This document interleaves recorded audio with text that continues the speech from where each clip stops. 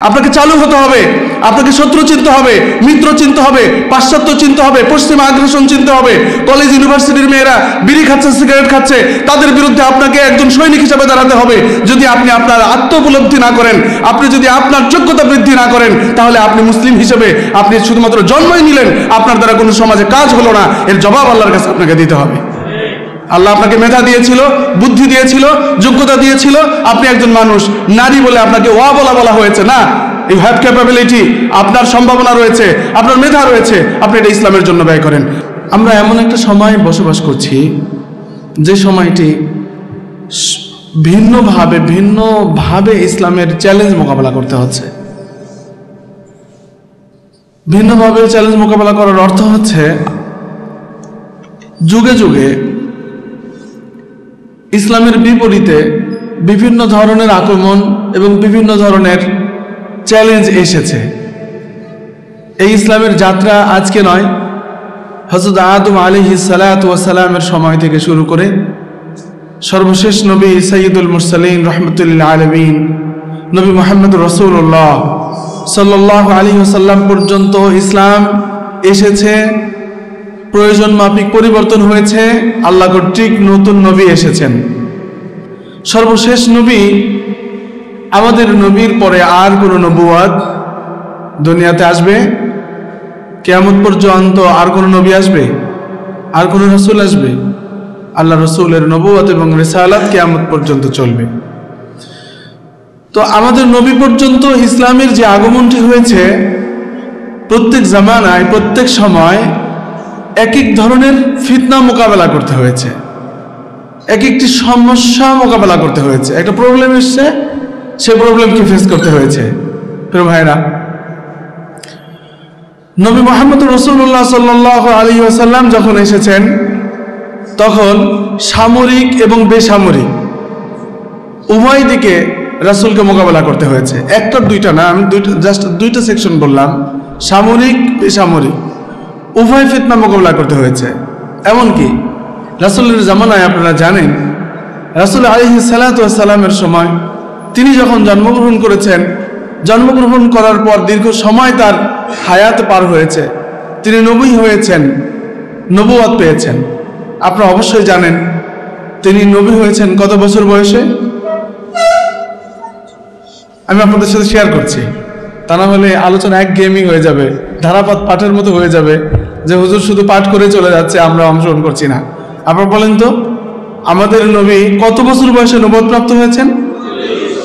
তিনি কি তখন মদিনায় ছিলেন না মক্কায় ছিলেন? আল্লাহ রাসূল সাল্লাল্লাহু আলাইহি ওয়াসাল্লাম নবী হলেন। নবী হওয়ার পরে, নবী হওয়ার আগে তিনি যে সময়টি ছিলেন, যে সমাজে বসবাস করতেন, তিনি কি লোকালয়ে থাকতেন নাকি পাহাড় পর্বতে থাকতেন নাকি জঙ্গলে থাকতেন? রাসূল কি জঙ্গলে থাকতেন নাকি লোকালয়ে থাকতেন? মানুষের মধ্যে বসবাস করতেন না? রাসূল সাল্লাল্লাহু আলাইহি ওয়াসাল্লাম মানুষের ভিতরে বসবাস করতেন, তার বংশের লোকদের সাথে চলাফেরা করতেন।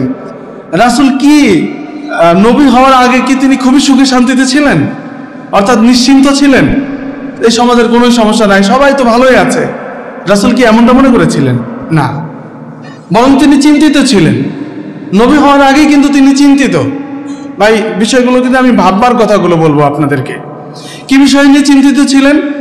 তিনি দেখেছেন এই সমাজের মানুষেরা অন্যায়ভাবে মানুষের অর্থকে আত্মসাৎ করে। এটা কি খুশি হওয়ার বিষয় নাকি চিন্তিত হওয়ার মতো বিষয়? একজন সুস্থ সবল বিবেক বোধ সম্পন্ন একজন মানুষ অন্যায়ভাবে, এখানে কোনো দলিল প্রয়োজন হবে না, কোনো শিক্ষারও প্রয়োজন হবে না, একজন খুবই হিউম্যান বিং অর্থাৎ মানুষ, সে যখন দেখবে এই অন্যায়, তার মানবিক দিক থেকে, বিবেক বোধ থেকে এটা দেখবে যে এটা অন্যায়, অর্থাৎ একজনের সম্পদ আরেকজনে কেড়ে নেওয়া, এটা কি অন্যায়। তাহলে সম্পদ কুক্ষিগত করার অনেকগুলো পথ ছিল। এক নম্বর পথ ছিল কি? বৈধ পথ ছিল তাদের মধ্যে সুদ। আমাদের সমাজে সুদ আছে না নাই? নাই তো না? আছে। আমরা অত্যন্ত আনন্দ চিত্তে সুদের মাধ্যমে আমাদের অর্থনীতিকে প্রচলন করেছি এবং আমরা মেনেই নিয়েছি, এবং এগুলো আবার স্মার্ট পদ্ধতি এসেছে। সেটা কি? ব্যাংকিং সিস্টেম এসেছে, এরপর দাদন এসেছে, ব্যক্তি পর্যায় থেকে শুরু করে প্রাতিষ্ঠানিক সমাজ থেকে শুরু করে রাষ্ট্র পর্যন্ত সকল জায়গায় এই সুদের সিস্টেম প্রচলিত। আমি কি ভুল বললাম? আমাদের দেশে এটা আছে না নাই? তাহলে এটা কি আমাদেরকে দুঃখ দেয়? বলেন তো, বিগত এক মাসে কতবার দুঃখ পেয়েছেন যে ব্যাংকগুলো মানুষের সুদের টাকা নিয়ে এসে সুদের টাকা নিয়ে মানুষকে অর্থনৈতিক দিক থেকে শোষণ করছে। এই ব্যাপারটাতে আমরা বিগত এক মাসে কয়বার দুঃখিত হয়েছি? বিগত এক বছরে কতবার দুঃখিত হয়েছি? অথচ এই সমাজের মানুষের রক্তকে শুষে শুষে নিয়ে যাচ্ছে, চুষে নিয়ে যাচ্ছে। কিসের মাধ্যমে? সুদের মাধ্যমে। আল্লাহ রসুল নবী হওয়ার আগেই মানবিকতা দিয়ে, মানবতার বোধ দিয়ে কিন্তু আল্লাহ রসুল এটা বুঝেছিলেন, তিনি দুঃখিত হয়েছিলেন। প্রিয় ভাই, আসুন দ্বিতীয় আরেকটি বিষয় দেখি। সুদের মাধ্যমে তো নিতই, ডাকাতির মাধ্যমে নিত, চুরির মাধ্যমে নিত, জোর যার মুল্লুক তার, এই পদ্ধতিতে মানুষের সম্পদ গ্রাস করত। রসুল আলাইহিস সালাতু ওয়াস সালাম সেটা নিয়ে দুঃখিত ছিলেন, কিন্তু রাসূল কি কোনো সমাধান করতে পেরেছিলেন? নবী হওয়ার আগে সমাধান করতে পেরেছিলেন? পারেননি। এবার আসেন না, দ্বিতীয় আরেকটা বিষয় দেখেন। আমরা জানি নবী সাল্লাল্লাহু আলাইহি ওয়াসাল্লাম উম্মাহাতুল মুমিনিনের যে বিষয়টি, আমাদের তাদের আলোকে আজকের যে আমাদের আলোচনাটা হবে, আমার টপিক যেটি, সেটির দিকে আসছি। রাসূল সাল্লাল্লাহু আলাইহি ওয়াসাল্লাম দেখলেন এই সমাজে নারী এবং পুরুষ উভয়টিই রয়েছে, কিন্তু পুরুষের মর্যাদা বেশি, নারীর মর্যাদা কম, সম্মান কম, ইজ্জত কম। এমনকি নারী যার বাড়িতে রয়েছে, যার বাড়িতে কন্যা সন্তান হয়েছে, সামাজিকভাবে সে কণ্ঠাসা হয়ে যাচ্ছে। অথচ মানুষ, আল্লাহ সুবহানাহু ওয়া তাআলা নারী পুরুষ উভয়কে লক্ষ্য করে বলেছেন, মান আমিলা সালিহাম মিন যাকারিন আও উনসা ওয়া হুয়া মুমিন ফালানুহইয়ান্নাহু হায়াতান তাইয়্যিবা। এখানে আল্লাহ তাআলা আমলের কথা বলেছেন। নারী পুরুষ উভয়েই যখন নেক আমল করবে, ভালো কাজ করবে, আল্লাহ সুবহানাহু ওয়া তাআলা বলেন যে তাদের এই পুরস্কার রয়েছে, পার্থক্য করেনি। বরং আল্লাহ তাআলা কোরআনুল কারীমে বিভিন্ন আয়াতে নারী পুরুষের একাধিক আলোচনা করেছেন। সৃষ্টির রহস্য সম্পর্কে আল্লাহ রাব্বুল আলামিন বলতে চেয়ে বলেছেন, ইয়া আইয়ুহান নাসুত্তাকু রাব্বাকুমুল্লাযী খালাকাকুম মিন নাফসিন ওয়াহিদা ওয়া খালাকা মিনহা যাওজাহা ওয়া বাসসা মিনহুমা রিজালান কাসীরা ওয়া নিসা। আল্লাহ সুবহানাহু ওয়া তাআলা সৃষ্টির রহস্য বলেছেন যে তোমরা আমাকে ভয় করো, আমি এখান থেকে এইভাবে নারী পুরুষ থেকে তোমাদেরকে সৃষ্টি করেছি। ভাই, কিন্তু আল্লাহ রাসূল, এটা তো কোরআন শরীফ আসলো আল্লাহ রাসূলের নবুয়তের পরে, কিন্তু নবুয়তের আগের ঘটনা বলতেছে। আল্লাহ রাসূল সাল্লাল্লাহু আলাইহি ওয়াসাল্লাম এই সমাজের চিত্র দেখলেন, যে সমাজের ভিতরে পুত্র সন্তান জন্মগ্রহণ করলে তাকে পুরস্কার দেওয়া হচ্ছে। তুমি একটু ভাবো যে দেখো, সেই সমাজের ভিতরে একটা কন্যা সন্তান হলে তাকে সামাজিকভাবে সেখানে কোণঠাসা করা হচ্ছে। এই সমাজ দেখে রাসূলের বোধ জাগ্রত হলেন, চিন্তিত হলেন, সমাধানের চিন্তাও করলেন। তিনি হেল্পফুল ফুজুল গঠন করলেন, সমাধান আসেনি। খুব ক্লিয়ার থাকেন, কিন্তু নবী হওয়ার আগের কথা বলতেছে। তিনি সমাধানের একটা ফর্মুলা পেশ করলেন। হেল্পফুল ফুজল কেউ বলেছেন তিনি গঠন করেছেন, কেউ বলেছেন গঠন করেননি, পূর্ব থেকে ছিল, তার সাথে তিনি অ্যাড হলেন, এটাকে প্রমোট করলেন।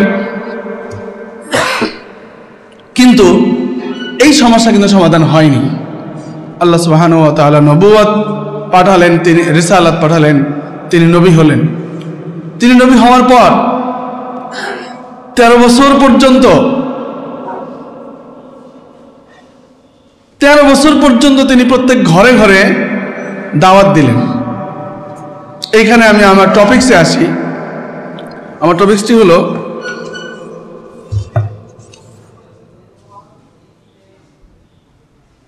উম্মাহাতুল মুমিনিনদের জীবনের আলোকে সমাজ গঠনে আমাদের বর্তমান নারীদের কি ভূমিকা হতে পারে। এখানে একটু আসুন, আমি আগে প্রবলেমটা নিয়ে এসেছি। দেখেন, সমাজের প্রবলেম ছিল অর্থনৈতিক প্রবলেম, সামাজিক প্রবলেম, ব্যক্তিগত জীবনের প্রবলেম, নারীদের জীবনের প্রবলেম, সমাজ গঠনের প্রবলেম, রাষ্ট্রীয় সমস্যা। সমস্যার এমন কোনো জায়গা নেই যে সমস্যা ছিল না।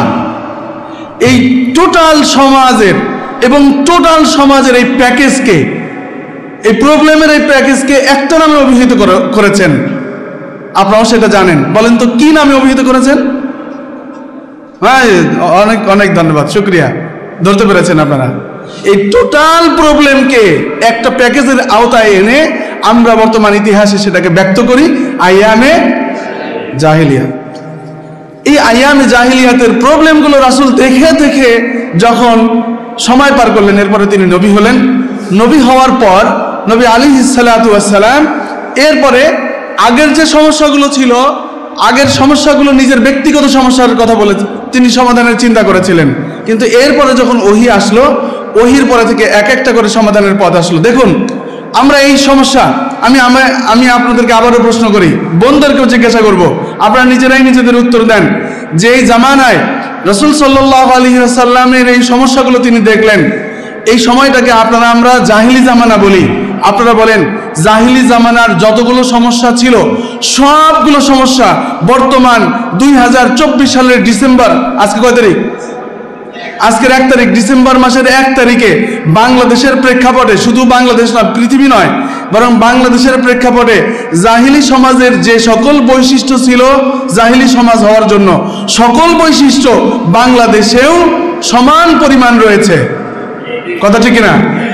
কি নাই? কি নাই? জাহিলি সমাজ গঠিত হওয়ার জন্য যে সকল উপাদান ছিল, যে সকল কার্যক্রম, যে সকল গুনাহ এবং যে সকল অপরাধ ছিল, বর্তমান সময়ে সে সকল অপরাধ আছে না নাই? আছে। অর্থনৈতিক জুলুম আছে, সামাজিক জুলুম রয়েছে, মানুষের মান মর্যাদা রয়েছে? নাই। এই সমাজের ভিতরে শিক্ষিত, সুশৃঙ্খল এবং ভালো মানুষের মর্যাদা নেই। সে নারী হোক পুরুষ হোক, তাদের সে মর্যাদা নেই। আপনি সামাজিক স্থিতিশীলতা নেই, সামাজিক শৃঙ্খলা নেই, নিরাপত্তা নেই, জোর যার মুল্লুক তার। জাহিলি জামানার 10টা বৈশিষ্ট্য আমি পড়াশোনা করেছিলাম, 10টা বৈশিষ্ট্যই এই 21শ শতাব্দীর এই জাহিলিয়াতের এই বর্তমান জামানায় রয়েছে। প্রিয় ভাইরা, এই সমস্যা সমাধান করার জন্য রাসূল সাল্লাল্লাহু আলাইহি ওয়াসাল্লাম নিজে যে কার্যক্রম করেছিলেন, এরপরে আল্লাহ প্রদত্ত কার্যক্রম আল্লাহ রাব্বুল আলামিনের পক্ষ থেকে এই প্রবলেম সলভ করার জন্য আল্লাহ তাআলা তাকে নবী বানালেন এবং তাকে দায়িত্ব দিলেন সমস্যা সমাধান করার জন্য। কি বলেন আপনারা? আমার এই কথার সাথে কি আপনারা কি একমত না দ্বিমত? রাসূল কি দুনিয়াতে সমস্যা বৃদ্ধি করতে আসছে না সমস্যা সমাধান করতে আসছে? সমাধান করতে আসছে না? তাহলে আমাদের ভূমিকা কি হওয়া উচিত? সমস্যা বৃদ্ধি করা না সমস্যা কমানো? হ্যাঁ, সমস্যা কমানো, এটাই তো আমাদের ডিউটি হওয়া উচিত। নায়েবে রাসূলদের আমরা উম্মত হিসেবে তো আমরা যারা এখানে আছি, আমরা সকলেই, আমাদের একটা পরিচয় হলো আমরা শেষ নবীর উম্মত। জোরে বলি কি? একজনও কেউ আছেন যে আমি উম্মত নই? আচ্ছা, শেষ নবীর উম্মত হিসেবে আমাদের উপরে রেসপন্সিবিলিটি বা দায়িত্ব আছে না নাই? বোনদের দায়িত্ব আছে না নাই? মহিলাদের দায়িত্ব নেই? আচ্ছা, তো কি দায়িত্ব সেটা? রাসূল সাল্লাল্লাহু আলাইহি ওয়াসাল্লাম সমাজ থেকে সমস্যা সমাধান করলেন। সমস্যা সমাধান করার জন্যই তিনি আসলেন।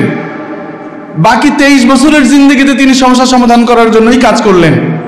আচ্ছা, এবার আসেন তো, আমি কিছু জেনারেল ভাই আছে, আমি তাদেরকে বলবো, রাসূল সাল্লাল্লাহু আলাইহি ওয়াসাল্লাম সমস্যা সমাধান করার জন্য কি কি পদক্ষেপ গ্রহণ করেছিলেন?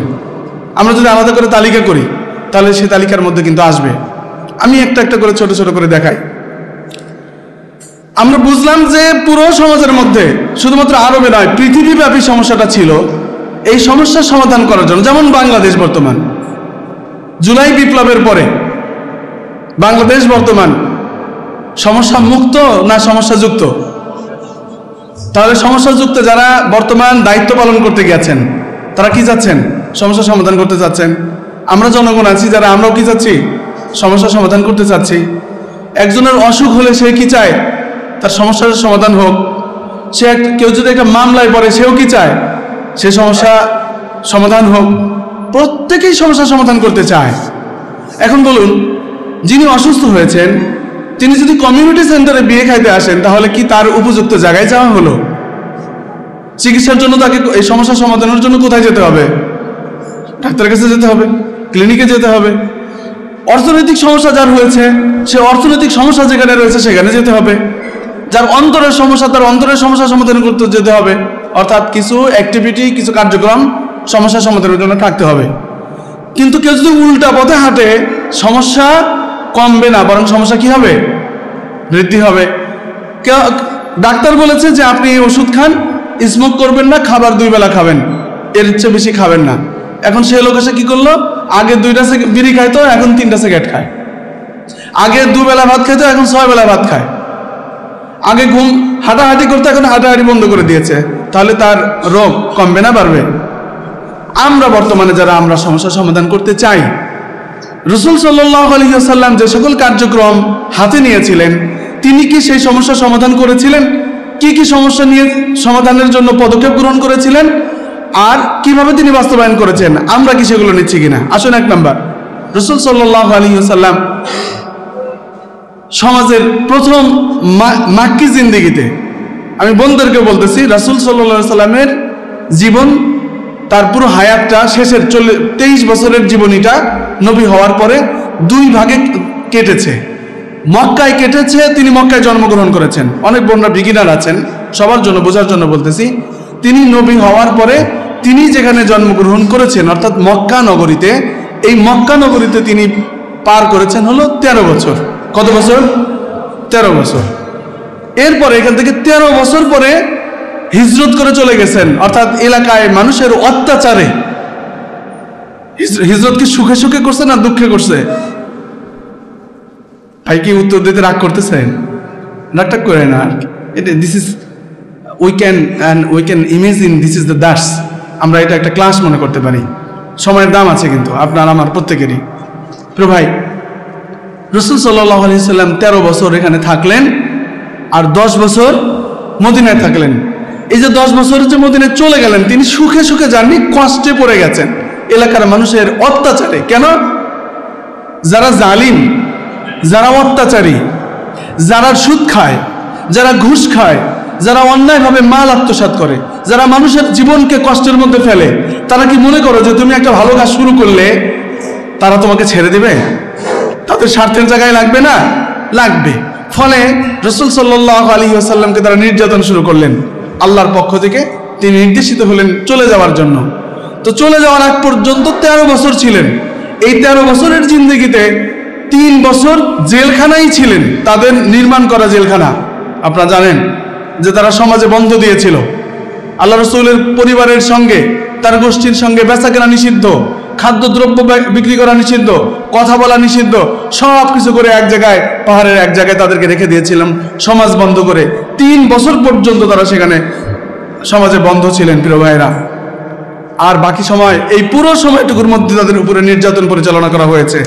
রাসূল সাল্লাল্লাহু আলাইহি ওয়াসাল্লাম এই পুরো 13 বছরে তিনি যে এই সমস্যার সমাধান করার জন্য, অর্থাৎ এই সামাজিক, অর্থনৈতিক, নিরাপত্তাজনিত সকল সমস্যা সমাধান করার জন্য প্রথম পদক্ষেপ তিনি গ্রহণ করেছিলেন। প্রত্যেক মানুষকে একটি কথা বলার জন্য তিনি দাওয়াত দিয়েছেন প্রত্যেক ঘরে ঘরে।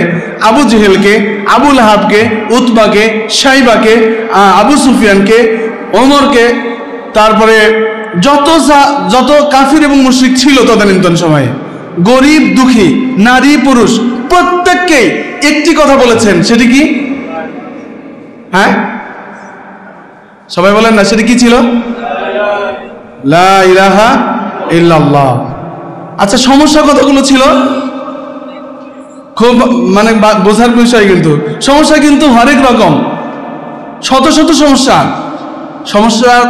এই শত শত সমস্যা সমাধানে তিনি সমাধান পেশ করছেন কয়টা? একটা। এর নাম তাওহীদ। জোরে বলেন কি? তাওহীদ। হযরত আবু হুরায়রা রাদিয়াল্লাহু তাআলা আনহু এই তাওহীদের উচ্চারণ করতে গিয়ে বলেন, মান ক্বালা লা ইলাহা ইল্লাল্লাহ দাখালাল জান্নাতা। এটা এমন একটি কালিমা, এমন একটি শক্তিশালী সাক্ষী, এমন একটি স্বীকৃতি, লা ইলাহা ইল্লাল্লাহ এমন একটা স্বীকৃতি, যে ব্যক্তি এই কালিমার স্বীকৃতি দিবে, অর্থাৎ যে ব্যক্তি এই কালিমা বলবে মানে কি মুখ দিয়ে বলা না, এই কালিমার অন্তর্নিহিত যে সাক্ষী, এই সাক্ষ্য যে প্রদান করবে, লা ইলাহা ইল্লাল্লাহ বলে সাক্ষ্য প্রদান করবে, বিশ্বাস করবে, রাসূল বলেন তার আমল যেমনই হোক, এই তাওহীদে বিশ্বাসী হওয়ার কারণে মৃত্যুর পরে সে যদি অন্য কোনো আমলের কারণে জাহান্নামে যায়ও, আল্লাহ রাব্বুল আলামিন তাকে একদিন না একদিন সেখান থেকে বের করে জান্নাত প্রদান করবে। তাহলে এই স্বীকৃতিটা কত বড় জিনিস। এই স্বীকৃতিটা আমি একটু উদাহরণ দিই। আমাদের বোনেরা আছেন, ভাইরা আছেন, তো প্রিয় ভাইরা বলছিলাম, দেখেন সমস্যা ছিল হরেক ধরনের। সমস্যার সমাধানের জন্য বাক্য ছিল একটি, সেটি কি? লা ইলাহা ইল্লাল্লাহ। তাহলে এই লা ইলাহা ইল্লাল্লাহর শক্তি এবং সাক্ষীর অন্তর্নিহিত বিষয়টা কিন্তু অত্যন্ত গুরুত্বপূর্ণ, অত্যন্ত গুরুত্বপূর্ণ। এটা মৌখিক না। আমরা যারা মৌখিক বলতেছি লা ইলাহা ইল্লাল্লাহ মুহাম্মাদুর রাসূলুল্লাহ, আমরা যারা বুঝছি না, আমাদের দরকার উচিত বুঝে নেওয়া যে লা ইলাহা ইল্লাল্লাহর দ্বারাই কি কি আমি গ্রহণ করলাম, কি কি বাদ দিলাম। আমি এটা উদাহরণ দেই, আমাদের যেহেতু বোনেরা আছে, ভাইরা আছেন, আমি এটাকে বলি কবুল বলার মধ্যে। কবুল বলার মধ্যে অনেক কিছু রয়েছে। বলি, কবুল বলার মধ্যে হাজবেন্ডের বাড়িতে যে চলে যেতে হবে এটাও আছে। কি বলেন ভাই? আওয়াজ টাওয়াজ দেন না। সম্ভবত বগুড়ায় তো এরকম, দিনাজপুরে এরকম, রংপুরে সম্ভবত বিয়ে করলে শ্বশুর বাড়িতে থাকে নাকি? বলে না, মেয়েকে মেয়ের বাড়িতেই থাকে। কই যায়? স্বামীর বাড়িতে যায়, তাই না? তাহলে কবুল শব্দটার মধ্যে কি এটা আছে? শাব্দিক অর্থে কি এটা আছে? শাব্দিক অর্থের মধ্যে এটা নাই। কিন্তু কবুল শব্দের শাব্দিক অর্থের মধ্যে এটা না থাকলেও মেয়েও জানে, ছেলেও জানে, আত্মীয় স্বজনও জানে, সবাই জানে কবুল বলার অর্থ হলো আজকে যে তোমাকে শাড়ি পরিয়ে দেওয়া হচ্ছে, আজকে যে তোমাকে কবুল বলানো হচ্ছে, মাইক্রো এসে রেডি রয়েছে, এই লাল শাড়ি পরে তোমাকে আজকে অন্য বাড়িতে চলে যেতে হবে। তুমি যে 20 বছরে ছিলা, 20 বছর পর্যন্ত যে বাড়িতে ছিলা, এই বাড়িতে থেকে আজকে থেকে তুমি এখানে আসবা বেড়াতে, আসল বাড়ি তোমার ওইটা। কথা বলেন ঠিক কিনা? মা বোনরা এটা অবশ্যই বুঝেছেন। তাহলে কবুল শব্দটার মধ্যে কিন্তু অন্তর্নিহিত এটা রয়েছে। 2 নাম্বার, সকালবেলা উঠেই হাঁড়ি পাতিল নিয়ে যাওয়া লাগতেছে, নাস্তা তৈরি করা লাগতেছে। কবুল বলার মধ্যে এটা আছে? কথা বলে না।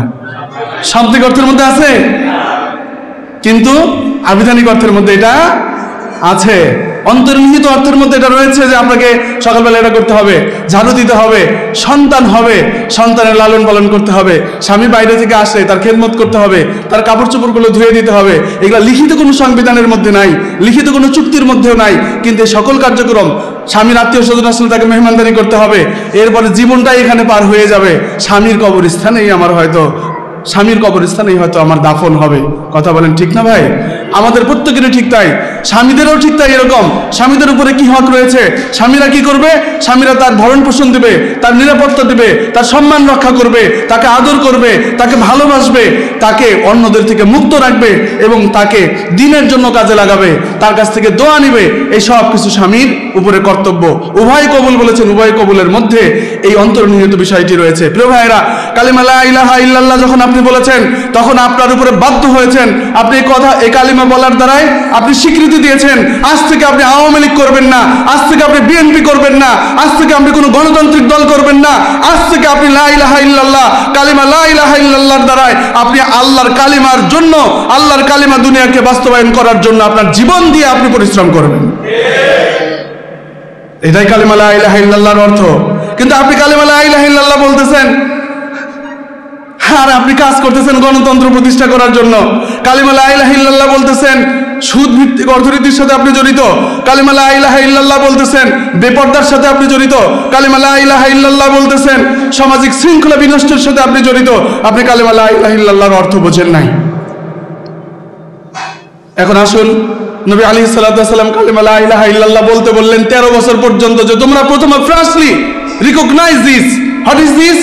রিকগনাইজ লা ইলাহা ইল্লাল্লাহ, এটা স্বীকার করো, এন্ড প্রোনাউন্স লা ইলাহা ইল্লাল্লাহ, এটা বলো। তাহলে কি হবে? এই একটা কথা বললেই আমি যত সমস্যা দেখতে পাচ্ছি সমস্ত সমস্যার সমাধান হয়ে যাবে। কথা বলেন ঠিক না? এই কালিমা লা ইলাহা ইল্লাল্লাহর অন্তর্নিহিত অর্থের ভিতরে যদি আমরা আসতে পারি, এটাই তাওহীদ, এটাই আমরা সমস্যার সমাধানের মধ্যে আসতে পারি। প্রিয় ভাইরা, এজন্য সাহাবা আজমাইন বলেছেন, মায়েদেরকে বলেছেন, বোনদেরকে বলেছেন, ভাইদেরকে বলেছেন, তোমার সন্তান হলে সর্বপ্রথম তুমি তাকে কালিমা লা ইলাহা ইল্লাল্লাহ শিখাও, তাওহীদ শিখাও। তাওহীদ শিখাবো ইনশাআল্লাহ। আল্লাহ আমাদের তৌফিক দান করেন, জোরে বলে আমিন। আমার তো সময় বেঁধে দেওয়া হয়েছে, এখন দৌড়াইতে হচ্ছে আর কি। যাই হোক, এই তাওহীদ দ্বারা যেহেতু, কালিমা লা ইলাহা ইল্লাল্লাহ দ্বারা যেহেতু সমস্যা সমাধানের পথ শুরু হলো, নবী সাল্লাল্লাহু আলাইহি ওয়াসাল্লাম এটা বুঝাতে পারলেন সর্বপ্রথম এই দুনিয়াতে কালেমা লা ইলাহা ইল্লাল্লাহর মাকসাদ বুঝেছিলেন আমাদের আম্মাজান খাদিজাতুল কুবরা রাদিয়াল্লাহু তাআলা আনহা। জোরে বলেন রাদিয়াল্লাহু তাআলা আনহা। ফলে কি করলেন? খাদিজা রাদিয়াল্লাহু তাআলা আনহা তার ট্রিলিয়ন ট্রিলিয়ন সম্পদ ছিল, not only billion, not million, trillion সম্পত্তি ছিল। বাংলাদেশের বাজেট বর্তমান যেই পরিমাণ হয়, তার চেয়ে এক বছরের বাজেট যে পরিমাণ বরাদ্দ হয়, এর চেয়েও বেশি সম্পদ ছিল খাদিজা রাদিয়াল্লাহু তাআলা আনহার।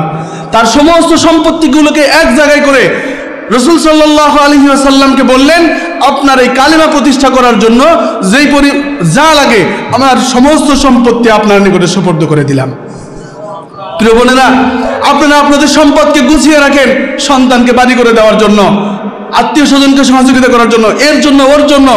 আপনার সম্পদ, আপনি যতটুকু আপনার গহনা থাকুক, আপনার টাকা থাকুক, অর্থ থাকুক, আপনার টাকা জমাইতে হবে, চিন্তা করতে হবে যে আপনি আপনার এই সম্পদকে ব্যয় করবেন দুনিয়াতে কালিমা উচ্চ করার জন্য, এই কালিমাকে বাস্তবায়ন করার জন্য, এই সমাজের সমস্যা দূর করার জন্য, কালিমার অর্থ বোঝানোর জন্য, এই কালিমাকে প্রতিষ্ঠিত করার জন্য আপনার উপার্জিত সম্পদ ব্যয় হবে। শুধু তাই নয়, আপনার গর্ভে থেকে যে সন্তান হয়েছে, যাকে আপনি লালন পালন করেছেন, তাকে আপনি লালন পালন করবেন এই জন্য যে আপনি আপনার এই সন্তানকে কালিমা প্রতিষ্ঠা করার জন্য, তার জীবনকে বিসর্জন দিয়ে তাকে শাহাদাতের মর্যাদা পান করানোর জন্য আপনি আপনার সন্তানকে লালন পালন করবেন। আপনি আপনার সন্তানকে দুধ খাওয়াবেন ওই জন্য। মহিলা সাহাবীরা আল্লাহ রসুলকে বললেন, ইয়া রাসূলুল্লাহ, আমার এই শিশু সন্তানকে আপনার নিকটে দান করলাম। আল্লাহ রসুল বললেন যে আমি এই শিশু সন্তান দিয়ে কি করব? সে মহিলা সাহাবী উত্তর দিলেন, ইয়া রাসূলুল্লাহ, আমি জানি যুদ্ধের ময়দানে আমার এই সন্তান যুদ্ধ করতে পারবে না, কিন্তু আপনার দিকে যে এই কালিমা প্রতিষ্ঠা করতে আপনার দিকে যে তীর ছুঁড়ে আসবে, সেই তীর ঠেকানোর জন্য ইয়া রাসূলুল্লাহ আমার এই সন্তানকে আপনি তীরের সামনে ধরবেন। এই ছিল আমাদের মা বোনদের, উম্মাহাতুল মুমিনিনদের আদর্শ এবং লক্ষ্য এবং চিন্তা। হে মা বোনেরা, আজকে আপনি টাকা হলে আপনি প্রসাধনী কিনছেন, আপনি মার্কেটে ঘুরছেন, আপনি আপনার নিজের দেহকে অন্যদের সামনে প্রদর্শন করছেন। আপনার টার্গেট কি জীবনের? আপনার জীবনের লক্ষ্য কি? কেন আপনার সন্তানকে আপনি লেখাপড়া করাচ্ছেন? কেন আপনার সন্তানকে আপনি গর্ভে ধারণ করেছিলেন? কেন আপনি আপনার সন্তানকে দুধ খাইয়েছেন? কেন আপনি স্বামীর সংসার করেন? এই স্বামীর সাথে বিচ্ছেদ হওয়ার সাথে সাথে, মৃত্যুবরণ হওয়ার সাথে সাথে আপনি বিচ্ছেদ হয়ে যাবেন। আপনি আখিরাতে আপনার এই স্বামীর পরিচয় পাবেন না, আপনার সন্তানের পরিচয় পাবেন না, আপনার কবরে কাউকে আপনি পাবেন না। আপনার কবর শুধুমাত্র আপনি কালিমা লা ইলাহা ইল্লাল্লাহর জন্য আপনি কি করেছেন তাই আপনাকে আল্লাহর কাছে জবাব দিতে হবে। বোনেরা, আমি কথা শেষ করছি আল্লাহ সুবহানাহু ওয়া তাআলার একটা বক্তব্য দিয়ে। আল্লাহ সুবহানাহু ওয়া তাআলা বলেছেন, ইয়া আইয়ুহাল্লাযীনা আমানু কু আনফুসাকুম ওয়া আহলিকুম নারা। খুব ভালো করে খেয়াল করে বোনেরা শুনেন, আল্লাহ তাআলা আপনাদের বলেছেন তুমি তোমার নিজের যত্ন আগে করো। নিজের যত্ন করো ভাই, বোনদেরকেও ভাইদেরকেও সবাইকে বলেছেন তোমরা নিজের যত্ন করো। নিজের যত্ন কিভাবে করবেন? এক নাম্বার, বোনদেরকে আমি বিশেষ করে বলছি, এক নাম্বার আপনার নিজের যত্ন করবেন, আপনার ইমানের যত্ন করবেন। কি বলেছি ভাই? ইমানের যত্ন। আপনারা তাবিজ, কবজ, খাজা বাবা, গাজা বাবা, মাজার বাবা ইত্যাদির মাধ্যমে আপনাদের ইমান বিধ্বংস হয়ে যাচ্ছে, ইমান নষ্ট হয়ে যাচ্ছে। আপনারা শিরক বিদআতের সাথে বেশিরভাগই জড়িত মহিলারা আবেগ থেকে। সুতরাং আপনাদের ইমান পাহারা দেওয়ার জন্য তাওহীদ শেখেন, শিরক মুক্ত হন। এটা হলো এক নম্বর কাজ। 2 নম্বর কাজ হলো আপনি ইমানের পরে আমলের যত্ন করবেন।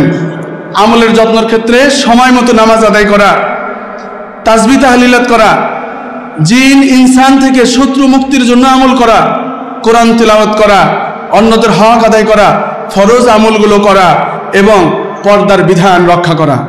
এটা গেল আপনার আমলের।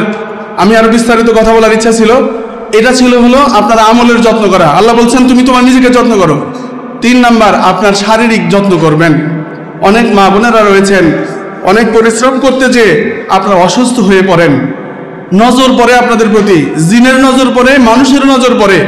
আপনারা আপনাদের নিজেদের যত্ন রাখবেন, নিজেদের সৌন্দর্যকেও ধরে রাখবেন আপনার হাজবেন্ডের জন্য, আপনি আপনার নিজেকে সুস্থ রাখার জন্য। মা বোনদের বেশিরভাগই দেখা যায় 35-40-এর পরে আর নিজেরা নড়তে পারে না, চলতে পারে না, কোমরের ব্যথা, হাঁটুর ব্যথা, রুকু করতে পারে না, সিজদা করতে পারে না। এই জন্য আপনারা বর্তমান মুসলিমা হিসেবে আপনি এক্সারসাইজ করবেন বাড়িতে। নতুন লাগলো কথাটা না? ভাইরা কথা বলে না। বাসায় আপনারা এক্সারসাইজ করবেন। আমি বর্তমান বোনদেরকে বলবো বাসায় এক্সারসাইজ করবেন। সামর্থ্য থাকলে ট্রেডমিল কিনবেন, সামর্থ্য থাকলে গ্যাম্বল কিনবেন, যে বিষয়গুলো তুলে ওয়েট না নিতে হয়, নিয়মিত 10 মিনিট 15 মিনিট করে বাসায় আপনারা এক্সারসাইজ করবেন। কি হারাম নাকি? কথা বলে না। মুসলিমদের বৈশিষ্ট্য ছিল তীর মারা। আপনি তো তীর চেনেনই না রে বোন। আপনারা রংপুরের 7 মাথায় ছেড়ে দিয়ে আসলে আপনি বাড়িতে আসতে পারেন না, এটা মুসলমানের কোনো বৈশিষ্ট্য নয়।